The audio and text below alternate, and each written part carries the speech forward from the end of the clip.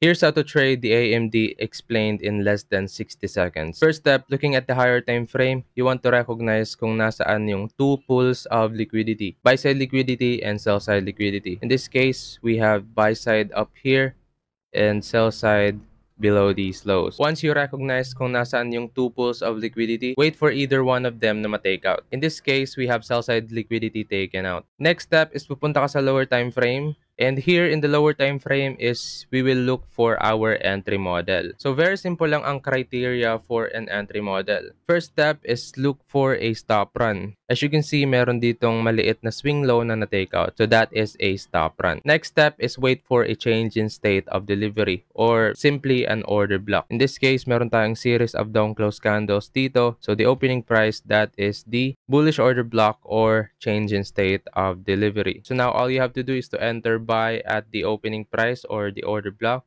Place your stop loss below the body of this order block and you will target the buy side liquidity na minark out natin kanina. So now let's play this out. And as you can see, the setup played out. If you want to learn more about the strategy, comment the word AMD.